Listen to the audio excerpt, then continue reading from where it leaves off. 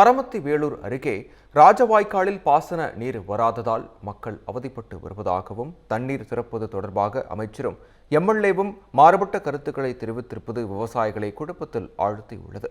நாமக்கல் மாவட்டம் ஜேடர்பாளையம் படுகை அணையிலிருந்து பாசனத்திற்காக ராஜவாய்க்காலில் தண்ணீர் திறக்க கோரி விவசாயிகள் 25 நாட்களாக போராட்டத்தில் ஈடுபட்டு வருகின்றனர்.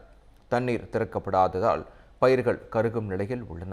இந்நிலையில் ராஜவாய்க்காலில் தண்ணீர் திறக்க கோரி ஆட்சியர் அலுவலகத்தில் பத்திரப்பதிவுத்துறை அமைச்சர் லோகேஷ் தமிழ்ச்செல்வன் மற்றும் பரமத்தி வேலூர் அதிமுக எம்எல்ஏ சேகர் ஆகியோரை விவசாயிகள் சந்தித்து கோரிக்கை விடுத்தனர்.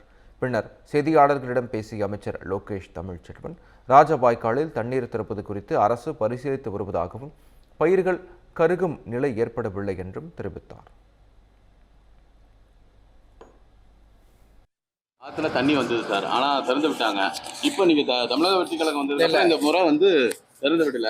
என்ன காரணம்? முன்னாடி திறந்து விட்டதுக்கு எந்த ஒரு ஆதாரமும் கிடையாது. அவங்க கிட்ட கவர்மெண்ட் ரெக்கார்ட்ஸ்ல அந்த மாதிரி எதுவுமே கிடையாது. அது எப்படி சொல்றீங்கன்னு எனக்கு தெரியல. பேசிட்டு இருக்கிறோம், நல்ல செய்தி கூடி சீக்கிரம் வரும். 25 நாள் ஆச்சு.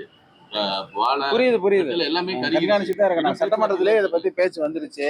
சட்டமன்றத்திலே இதை பத்தி பேசணும். நாங்கள் கண்காணிச்சுட்டு தான் இருக்கிறோம். அந்த க்ராப்ஸை பற்றி நாங்கள் கண்காணிச்சுட்டு தான் இருக்கோம். அது எல்லாமே ரொம்ப சென்சிட்டிவ் க்ராப்ஸு. அது எங்களுக்கும் அந்த அக்கறை இருக்குது. கண்டிப்பாக நல்ல செய்தி கூடிய சீக்கிரம் வரும். நான் பேசிட்டு இருக்கேன்.